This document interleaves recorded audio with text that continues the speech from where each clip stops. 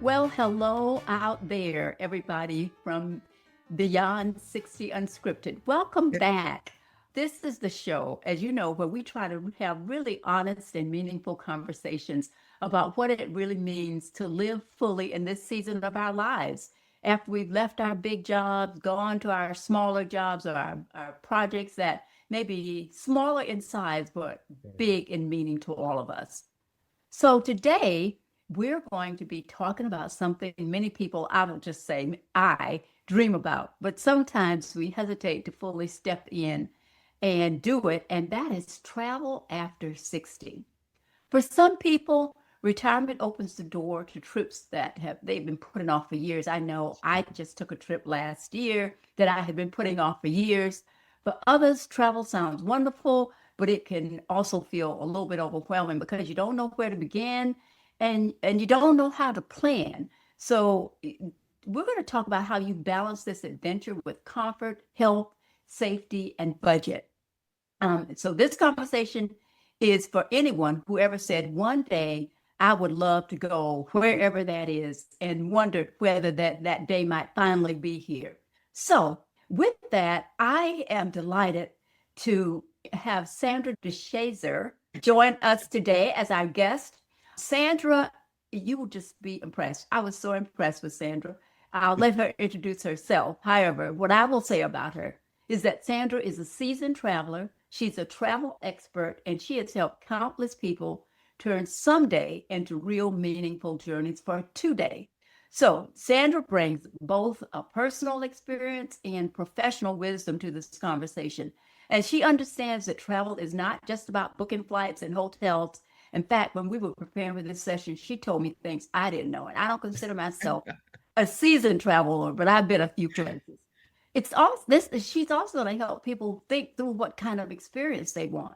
And what I liked about her, and she'll tell you this, is she asks she asks people what support they need, what kind of experience they want to have, and how to make travel feel possible, enjoyable, and meaningful at this stage of life or any stage. So, Sandra, thank you so much for being here. So, tell us about yourself. Tell our audience about yourself. Well, first and foremost, I want to say thank you so much for inviting me to be a guest on the Beyond 60 Unscripted podcast. It is an honor and also very delightful to be able to talk about something that is near and dear to my heart, and that is travel, whether it be domestic, international, or going within your state, in your neighborhood. Travel is paramount, I feel, for people. My mantra I've adopted is I'm going to thrive, not just survive, for this last third or quarter of my life.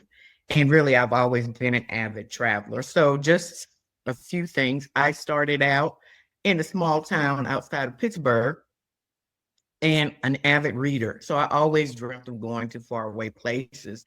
My first encounter was in high school. I studied Spanish, French, German, Latin, and Wow. decided I I, wanted. I thought I was doing something when I studied just French. No, I studied those languages and decided to go on to college, which was Temple University, with my bachelor's degrees in Spanish and international business.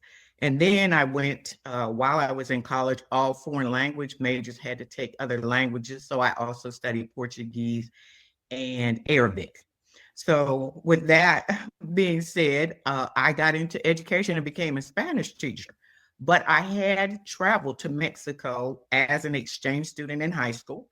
I did the same as going to the Universidad Autónoma de Mexico in Temple University or study abroad, um, becoming a Spanish teacher. And from there, just deciding that I would pick a place inside the United States to travel to, and then I would pick a place outside the United States to travel to. So that's how Sandra's travel adventures, that thought came to mind. But I have been a travel curator for the last 7 years. And that's where I got into using all of that experience in helping people discover their adventures. That is amazing, Sandra. And you left out a minor detail, which isn't necessarily germane to this, but Sandra has a PhD. She's Yeah. very analytical. And so when you have a conversation with Sandra about your travel, you're going to have a real conversation.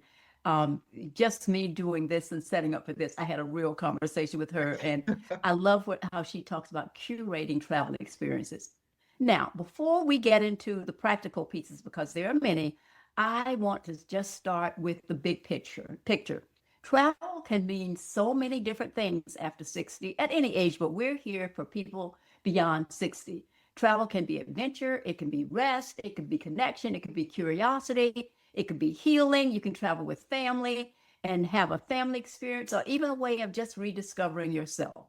So, before we get into our full conversation with Sandra, I want to talk about our Beyond 60 buzz. We always sort of start with something to get us started. So this week's buzz comes from Travel and Leisure, and it's in an article titled, I'm Spending Retirement Traveling the World. Here's how I make it affordable. And affordability is really important because after we retire or rewire, we don't have a lot of funds coming in. And so we have to live on what we have. And so this article looks at the way many older adults are making travel a meaningful part of retirement while also being very thoughtful about costs. This article cites a 2000, and so it's a very recent, a 2025 AARP, American Association of Retired Persons survey of adults 50 and older, who found that more than 70% of people expected to travel within the year, and 45% anticipated international travel. It also notes that 95% of respondents agreed that travel is good for their mental health, while cost remains one of the biggest barriers. What I appreciate about this article is that it doesn't frame travel or retirement travel as something only available to people with unlimited resources. Instead, it offers practical strategies such as traveling during shoulder season, considering rail trips, watching for airfare deals, booking last minute rentals, and joining travel group trips. These are all the things that we're going to talk about today. So let's get started. Travel can mean so many different things after 60 at any age, but we're here for people beyond 60. Travel can be adventure, it can be rest, it can be connection, it can be curiosity, it can be healing. You can travel with family and have a family experience, or even a way of just rediscovering yourself. From your perspective, how does travel change for people once they reach 60 or be over 60? The biggest component, time. You don't have to hurry up and get back to work. You are able to go on what I consider the off seasons, which is when everybody else is not there, giving you the ability to explore more and for a cheaper price, which is it definitely helps your budget. And also your life experiences, I think, keep you always wondering that what if that you say, oh, I should have done this if, but you're able to actually do it. And I think that makes people who are retired and after city, I think it makes them more energetic and more lively and sometimes more adventurous than what they would be while they were working because they want to make sure that they can get back and not be injured or anything. We don't want any injuries, but time is such a major component. It is. It is.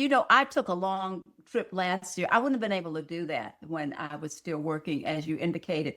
And when you're working, you may have be tethered a little bit to your cell phone or to your computer. But when you are retired or rewired or whatever you're calling this stage of life, you can do the things you just said.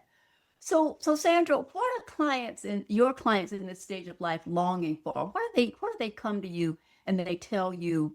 Are they looking for adventure, rest, connection? What kinds of things, bucket list things, what kinds of things do they tell you? Well, it depends on the person. A lot of times they're looking at being able to connect with loved ones. They want to do things with their loved ones. So they might want to go. And I want to also make this clear. There are great ways to travel, and they don't always have to be abroad. For example, I've been doing a lot of train trips for people I who love train are trips. not feeling very Mm, comfortable with going outside the United States. They're going from different parts of the eastern part mhm, of America mhm. to west. They're going through the Colorado mountains. Some of them are going up through the Canadian Rockies. So they're exploring that. Um, Abroad, people are going places that they feel safe because right now, with how things are going, they're usually staying with the Caribbean islands. So Mhm, they're going places who they see where they feel they're going to be safe and also received well. mhm, mhm. Because it is possible to go places where you are not received as well. And so those are some of the things that they're thinking about. They're thinking about life, their last part of their life. What do they want to do that will bring them joy? Mhm, mhm. So for someone who is thinking, I would love to travel, but I don't even know where to begin, what would you say is the first step? You know, if they've never really, whether it's train, plane, automobile, or in country, out of country, what do you think, where do you think people should begin? Or how would you advise them to begin? If I came to you and I said, Sandra, I want to go someplace, but I'm afraid to do this, I'm not afraid to do that. Well, how would you start? Well, first, I'm going to ask, what's your budget? Okay, To know that's a good how much starting money point. you have to Okay. spend. What's your range? And then I say, first of all, and a lot of times people are like, why should, how is your health? Okay. Because I want to make sure that there may not be any restrictions because there are some places that you can go and they have wheelchair accessible people who have mobility. And then there's some places they don't have that at all. So you're not able to venture out as much as a person that has mobility. So I would always ask them, and I also would say, please make sure you tell me everything because I cannot give you good information if I don't have the whole picture of who you are, what your limitations may be. And I also need to know your fears. I Mm-hmm. want to know what it is that you like. Oh, there's no way I would do that. And where are the places that you dreamed about going? And then from there, we curate the trip. Okay. Now I was going to ask you later about safety and travel insurance. Maybe I'll just ask you right now. What Right. about when do you discuss, do you recommend people get travel insurance? Or Absolutely. medically, am I calling it right? Medical evacuation insurance or something? Is that the right term? We call it a travel insurance. Okay. But in fact, to tell you the truth, I don't sell travel without the insurance. Okay. I've just learned um, it's to me an ethics question. I don't want to um, take a person's money Mm-hmm. and not prepare them for all aspects of travel Okay. because there are things that can happen. Um, always, you always want to look at medical evacuation, Yeah. emergency, and in a lot of places, they do not have tip-top medical. And Mm-hmm. you might need to be able to get home quickly and safely. And in order to do that, you should always purchase travel insurance. And I think one of the things I shared, I did have a friend, and they were in Greece at the time, and significant other got sick, and they were in the mountains or up in Santorini, Greece, where they had to be lifted via helicopter to come to Athens, Greece, and then from there get transported to the United States. And so what happened is that insurance allowed them to have a medical person come with them on the plane back home, and then the doctor released them and then they were able to go to whatever medical assistance that they needed when they got to the United States. So it's paramount. And as I said, I don't still travel without the travel insurance. And especially at this age, we're healthy for the most part. If we're maybe not, but I'm hearing you say that even if you're not in tip-top health, even if you don't have I don't want to put words in your mouth, but even if you don't have the best mobility, you can curate an experience with guardrails, if you will, like travel insurance and so forth, so the person can have a good time. Is that what I'm hearing you say? Oh, absolutely. And not only that about the health insurance, I think we need to also talk about another aspect of when you're traveling international, and that's immunizations. There are, and I always have this site listed when I talk about the terms and conditions of my travel agency is, here is the link. We're going to go over what the immunizations are that you need to have to go to that country to safeguard your health while you're there, whether it be malaria, whether it be yellow fever, whether it be the tetanus, maybe hepatitis. They're just saying COVID, even though, it's not as prevalent as it was before, because remember, it was a big deal when COVID came about, you being tested before, being tested after. But you need to know how to safeguard your health while you're away. Yeah, that is, and that is so important, because there may be some people who think they've waited too long to go to travel, but I am so pleased to hear you saying you can curate an experience for people as long as they're willing to work with you and do the things that are going to safeguard them. So let me just talk about then designing that right experience. You've worked with so many different kinds of travel people, single people, married couples, partnered people, widows and widowers, friends traveling together, families planning multi-generational trips. How would you tailor travel to fit these different life situations? Just pick any one of those, and just how would you tailor it? Perfect. I'll just go with multi-generational. They wanted to have a family reunion and bring their family. In fact, it was about 80. And we chose 80 people, 80 people? 80.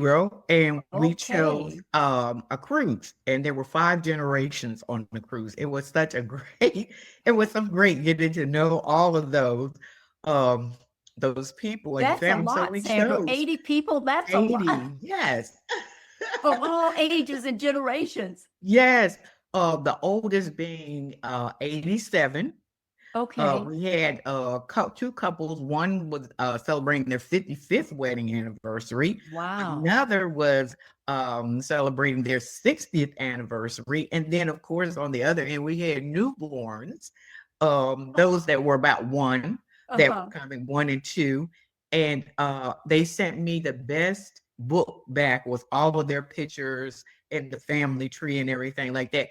And the thing that was good about the cruise, we had some people that were in wheelchairs. We had people who had different issues with mobility, but everyone was able to enjoy themselves. So you didn't just have to go off the ship to enjoy it. There were activities that we planned with them on the ship. We had like family game night. We had, and this was all, we had family game night. We had church service.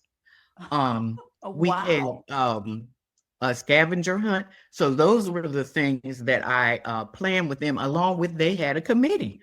So they were like, these are the things we would like to do. Can you help us? Most certainly. Most certainly. A joy. That is wonderful. So I can just envision all this, but when you said 80 people, 80, I was just like, that's a lot of people, because everybody wants something different, and you were able to curate something to satisfy everybody. Sure. Yeah. And everybody does not want to venture out, depending on what ports you're at. Sometimes you would have to go on a little boat, those tugboats, to get there, which are not people that are in wheelchairs cannot go on those kinds of things. So if you do have something like that, what you can do, make sure you go on a cruise that is accessible to all people, as well as being able to get them wheelchair accessible rooms. So those are available on cruises, as well as now, what I think is really good, they're starting to do solo rooms. So people who are Yeah. going by themselves don't have to pay double. So the travel industry is learning. I mean, to tell you the truth, it's $1 trillion business. So Wow. they have got to learn how to be available to all different types of groups. And they're doing that. And they have really diligently been doing that since COVID. That, you know, that is so great because I can remember a few years ago wanting to go on a trip by myself. I've never done a solo travel experience, and I'm going to segue us into that. And you had to pay a single supplement and all of that. And I'm pleased to hear that. So let's talk about solo travel. For a lot of people, especially people again in this beyond 60 age group, many people are widowed, they may be divorced, they may be single, or have a partner who doesn't want to travel. And so solo travel can feel a bit exciting, but it can also sound a little bit intimidating. Right. So what have talk a little bit about what you've seen when clients take the step to travel alone. One of the things I do encourage, because I'm a solo traveler, that's how I started off, is to join travel groups. Okay. You can join travel groups, and I'm going to name Travel Divas, which is out here in Atlanta. Uh, the Nomad Tribe was the first one that I ever joined, and they are all over the world. And you have connections with people no matter where you are. You can reach out via Facebook or also via Instagram and have, if you're someplace and you're not sure of where you're going, you can reach out to them. And so hats off to Vida Robinson, who was the founder, one of the first to do it in as far as Black travel internationally. I would say join those groups. What happened as I became a travel curator is I've learned to put together trips that are not as expensive by using some of those itineraries that those groups have had. Because oftentimes people who don't travel don't know the ins and outs. And by that, I'm saying, I'm going to give you an example. I'm going on a trip, a cruise with them to Greece, or I'll just say Spain.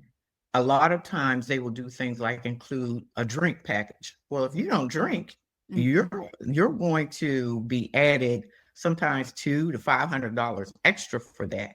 So it's the knowledge of travel, which has really got me into being a travel curator because I wanted to know the ins and outs. And I also wanted to know, how do I make sure people travel safely but within a budget? Because the reality of it is a lot of people have not put away Yeah, for yeah. travel. You know, when I was working as a principal, we had the Christmas club fund, we had the vacation fund. So you were Mhm. able to put money aside, which I would still tell people to do that right now.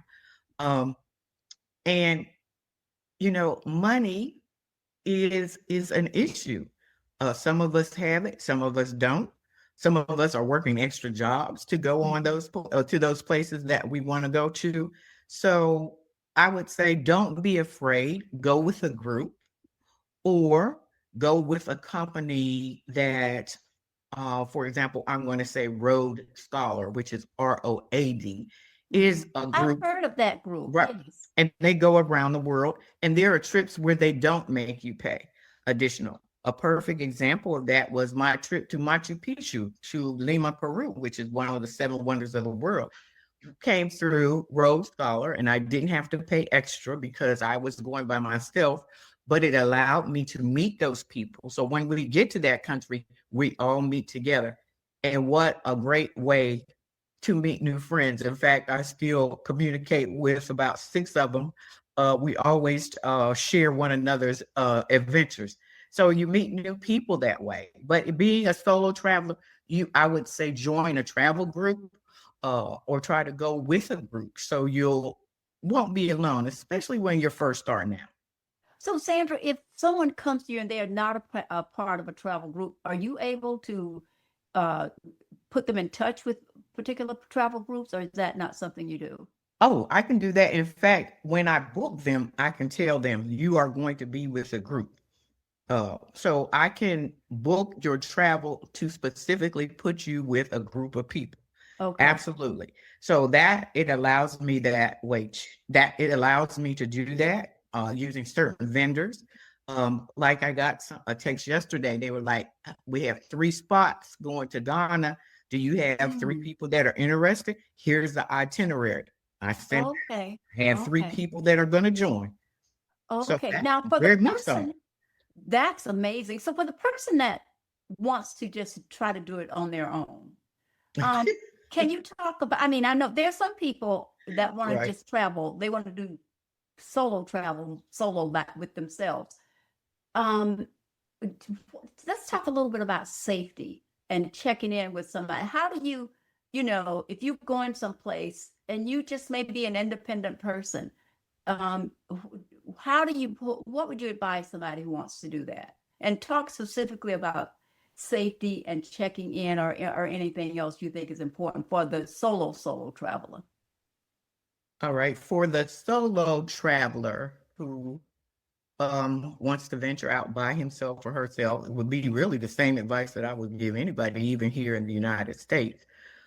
If you're traveling abroad, there's a program called STEP, which is the enrollment into the embassy program. Mm-hmm. And that does is allow the United States Embassy to know where exactly you are in that Okay. country. If Okay. you're going different places, you would put that there. And I'm talking about plane and train travel. If you're going on a cruise, I would still advise you to do that. But one thing about cruises, they're not going to leave unless they know all the people are accounted for, and they're going to find out where those people are. I would also say you need to make sure that you have a person or persons that you check in with daily. I would say in the morning and in the evening when you Mm-hmm. retire. I also have created for my travelers an Amazon list of things that you need to have in your room to protect you from like a door buzzer, or how to make sure you lock your door so that no one can come in. So those are some of the things that I have um, on my list, and I send it to them. These are the things I would recommend Mm-hmm. you have with you if you're going to solo travel. But you Yes. definitely need to have someone or someones to contact with twice a day. Let them know where you are. Uh, Share your location so that if something happens, um, they will be able to say, "This is where Sandra was last. I talked to her at this time. This is where she was going." Also, Okay. share your itinerary. Make sure Okay. you share your itinerary with those people. But you know what? I would almost say if you're going from Atlanta, where I am now, to Texas, I would do all those things Mm-hmm. because, Mm-hmm. um, once again, we have a lot of different things going on in our country, and you need to make Yes. sure that you're protected and that someone is looking for you or knows where you're at. Yes, absolutely. I'm a stickler about those kinds of things. I want somebody to know where I am. When I was a lot younger, I was like, "Oh, I am a woman, hear me roar," and I didn't want to do that. But now, as I've gotten older, and it was really unwise to do it then. But let me ask you something about cruises in particular. Cruises will leave you if you don't get back. What do you recommend for people going on cruises for the first time? They tell you when you should be back, but if you're going on especially on a cruise excursion, an excursion from a cruise ship, um, that's not sponsored by the cruise and sometimes even sponsored, they will leave you. What advice do you have for people on cruises? Because you read in the news about people getting left behind by their cruise ships. Well, what I would strongly advise is don't go on any excursion that the cruise is not going to support. So sometimes that means that you are going to pay a little bit more. Now, Mhm. as a seasoned traveler, I've gone places and I have, for example, drivers, or I have Okay. travel agencies that I work for. There's also a company called Shore Excursions, which guarantees if you're not back, they will take you to the next port. Oh, So, okay. um, Wow, I'd but never that heard is of that. something through You are travel just agents. you're just a Travel, wealth of yeah. information. I never heard of that. Yes. So their guarantee is, I always tell people you need to be back on the ship at least 2 hours before it's supposed to leave. As you said, they will leave you. There's a difference between um, you know, you making a decision that you want to be out, because when you go outside the ship on those ports, there's always people that are there to offer you a sweet deal. Hmm. You can't go with all the sweet deals. You need to be able to learn discernment. But my main advice would be, if it's not approved by the cruise ship, don't go on it, because the cruise ship will not leave those people. Now Right. that's a guarantee. If it's an hour late, they'll stay there because that's something that they sanction. Okay. Okay. Whew. So, what makes so what we talked about health, we talked about safety, we talked about comfort. Um, what do you advise people um, that they should be doing when going on a long trip or a more active trip? You sort of touched on it earlier. If you're going for a long time, when you're beyond 60, you may be on medications. Even if you're not 60, you may be on On medications. What do you medicine, yeah. advise people? How important is it you talked about the itinerary. What are some special things that people need to think about if they're going on a long trip? Like I have been wanting to go on a 3-month cruise. I can't get anybody to go with me yet. But anyway, uh, what would you advise somebody who's doing that? Research. Okay. You don't go anywhere for a long time and not research the people, the history, the culture, because you need to be painfully aware of where you're at. And Yeah. some examples are going to Dubai, which I've been to Dubai, versus going to Morocco, Hmm. um, going to Egypt. When you're in Muslim countries, there's a certain way that you need to dress. Um, I would also say when you're looking at long trips, and now I'm just going to go back to the basics as far as what you need to have to prepare for that. And that is, and people might laugh at this, but on those long trips on the plane, you need to constantly be hydrated. Hmm. You definitely need to have it before hours or more. You need to have on compression socks. Hmm. People are like, oh, no, I don't. Yes, you do. Because you're sitting, and even if you're in the first class, you're still not moving. Your body is not moving. You Right. should get up, walk the plane. You need to make sure that you have on those compression socks. You need to make sure that, I'm going to say this, don't eat everything. Your digestive system is not the same. When you get there, there are certain people, oh, I'm a foodie. No, ma'am, no, sir. I You learned might that be painful cool. lesson on one of my trips. I won't do it again. Not only do you need to take your medicine and take it on time religiously, you also need to take Benadryl. You need to take something for upset stomach. You need to take something for diarrhea. You need to take leave or some kind of ibuprofen. Those are medicines that need to travel with you everywhere that you go. And Okay. that's just in the United States too. It's not overboard. Yeah. Now, I want to say this again. Don't eat everything when you their water system is not the same. It's not filtrated. Sometimes, you think you're getting, do not eat off of food trucks. There's just certain things that you need to do health wise that you might I've be done a comfortable lot with of those doing. things. Um, you might feel comfortable doing here.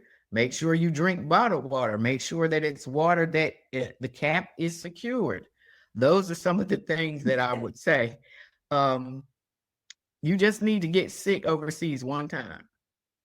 Oh, and not be able to get top quality medical Yeah. where you understand the importance of where you're going. Um, That you are so right. You are so right. So you talked about, so can you talk a little bit about travel on a budget?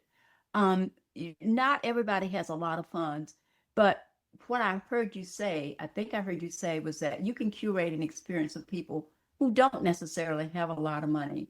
You can travel on a budget. So how do you stretch your travel budget without really what's the word I'm looking for, without ruining the experience you want to have?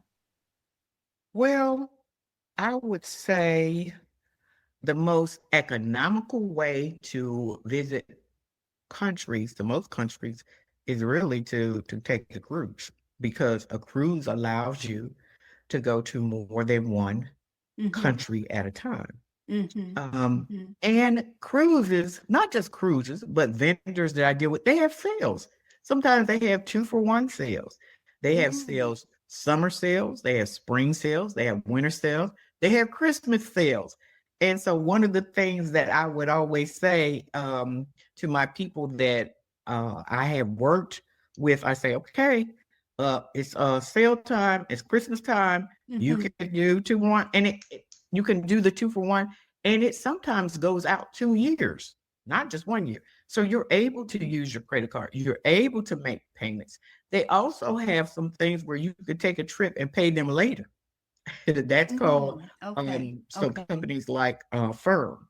Now, about that, you need to have a certain credit score for you to get that approved. Yeah. But you can, if you do it so far ahead, 6, 12, 18 months, you're able to make payments. So that way it may be easier for you to use that in your budget. Yeah. It's Yeah. more amenable. Okay. So we have just a few minutes, and so I'm going to ask you some just a quick round here. I'm going to ask you some personal questions, and I'm going to ask you just because you're such a worldwide traveler. Uh, so, of all the places you've helped others explore, and perhaps you yourself have been, what keeps you inspired about travel? And is there a destination that still takes your breath away? So, the first one, I'm what keeps you inspired about travel? Because What it's, keeps me inspired is I haven't seen. I've gone to 40 countries, and there are 100 and I believe 60 countries. So I have many more to explore. Um, I think as I said before, I love to read. yeah, I love languages and I yeah, love people. So I'm always excited about meeting people and having different experiences. And I'm not the type of traveler that just says, oh, okay, yes, I've been there. What I want to do is I go into where the people are. I get yeah, to have them give me recommendations of where they would go. Where is the okay, best place? Not on traveler advisor list, but where are the people? And I've said this before. The word in Spanish, I say mi gente. That means my people. And 3/4 of the world are brown and black people. okay, And I want to see and visit as many places as I can to learn about people, their desires, their loves, their wishes. So it's going to also help me do my complete my travel book that I'm going to do. It's going to be one where I look at different countries and the places that I've visited. So okay. So, very quickly, a destination that, if there is one of the 40 countries you visit, is there one destination that still takes your breath away? Santorini, Greece, when the sun sets. Oh, Beautiful. Absolutely beautiful. it is beautiful. It is beautiful. So, and one final question. Um, what is there one place, and I know you've been so many places, you would tell people to go if they're looking to say, I want to take this one trip. I know you would curate it for people, but is there one place you would recommend? This is the second place that blew me away, and that was Zanzibar, Tanzania. Oh, okay. Yes. Just beautiful. Um, there are no words. I mean, that and Santorini have left me speechless, and that's hard.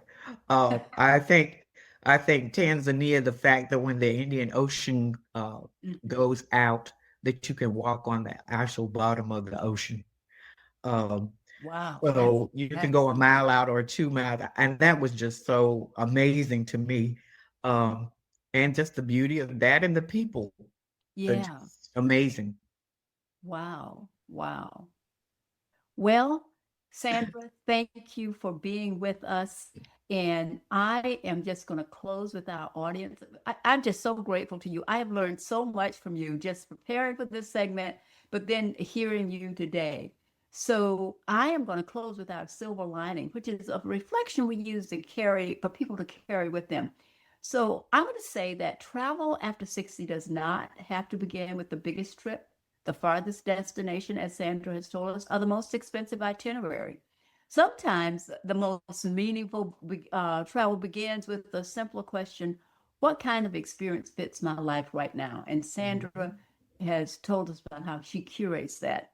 Maybe it's a weekend trip with a friend. Maybe it's a group tour where someone else handles the details, works with Sandra, and and you can't complain after you do that. I've been on groups where I've said to the person, you do it, and I promise not to complain. And one of the trips was to Paris, and I was too busy to plan the trip. And one of the things this person planned was a cooking session. And I was like, oh my God, I can't believe she did this. She's loves to cook, and I cook when I need to eat. Anyway, that was the most wonderful experience we had in France. She found a chef, and it was wonderful. So maybe it's a cooking session, maybe it's a train journey, a national park, a river cruise, anything. The silver lining is this: retirement can give you more permission to travel with intention and more opportunities to travel with intention. You can choose the pace, the purpose, the people, and the kind of memories you want to make. So here's the takeaway: choose one place you would like to go in the next year, right? Plan it and take one small step towards it. Look up the best season to visit, call a friend, check your budget, talk to a travel advisor. Sandra's open to talking with people, research a group trip, Absolutely. put the idea on people. You do not have to plan the whole journey today. You only have to begin. And Sandra, tell our viewers and our listeners where they can find you. I know we're going to post it later, but if you could tell them your contact information, that would be great. Great. You can, thank you for reminding me.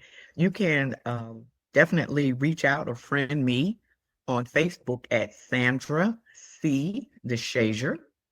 And on Instagram, my Instagram handle is Global Deshay, GLOBALDESHAY. Thank you. So, thank you again, Sandra, for being here with us. And I just love your sense of adventure and the fact that you're still traveling.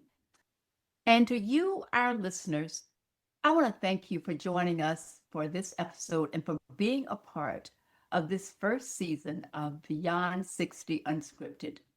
When we began this journey, I had hoped these conversations would open up space for honest stories about what it really means to live fully beyond 60 or after 60. Over the course of this season, we've talked about a lot of things. We've talked about purpose. We've talked about grief. We've talked about beauty. We've talked about retirement. We've talked about reinvention, creativity, travel, and so many of the questions that come with the stage of life. The response from you, our listeners, has meant just so much to me. Hearing that these conversations have encouraged you and resonated with you made me think. They helped me to feel that I was maybe hitting the mark. You told me that they help you feel seen, are reminded that you are not alone, and that this has been one of the great joys for me of this first season. So we're going to take a short break.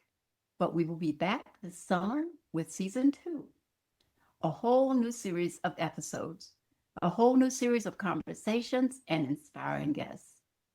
And I have to tell you, I am already excited. I have so many ideas and so many thoughts about where we can go next. So many stories that still have to be told. So many stories that I want to explore, and so many people I just cannot wait to introduce you to. So please stay connected with us. Follow Beyond 60 Unscripted on social media. Subscribe wherever you listen and share the show with someone who might need a little bit of encouragement during this season of life, this exciting season of life. So thank you for being a part of this beginning. Thank you for listening. Thank you for sharing. Thank you for growing with us. Until we return for season 2, keep exploring, keep becoming, and keep remembering our best years are still ahead.